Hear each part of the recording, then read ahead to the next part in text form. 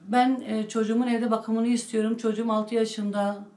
Sosyal yardımlaşmaya gittim. Sosyal politikaya gittim ben. Sayın Vali'ye çıktım ben. Bölge hastanesine gittim.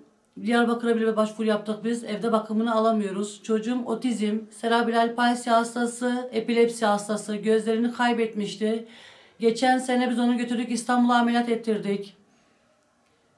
Ondan sonra çocuğum Abilifa içiyor, Risperidon içiyor.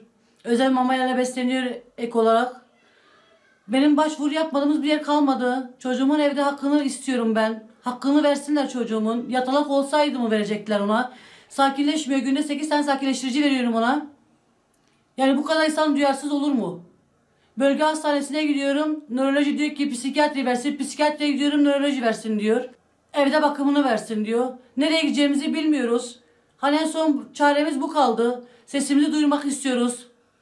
Bütün bu otizm olanlara hepsi çare bulundu da benim çocuğuma mı bulunmuyor? 6 yıldır ben heyete koyuyorum, hakkını vermiyorlar.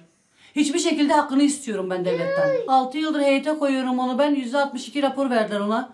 Ağır engelli olması gerekiyor. Çocuğum ağır engelli, 3 hastalığı var. Günde 8 ilaç veriyorum kendisine. Sakinleşmiyor. Ben ve babası ve halası bakıyoruz ona. Hakkı neyse onu istiyorum ben. Çocuğum zaten ağır özürlü, zihinsel, aklı yok. Tek başına yemek yiyemiyor. 6 yaşının altına yapıyor hala. Özel mamayla besliyoruz onu. %62 raporu var. Heyet ağır özürlü vermediği için evde bakımını alamıyorum. Bu sorunun giderilmesini istiyorum.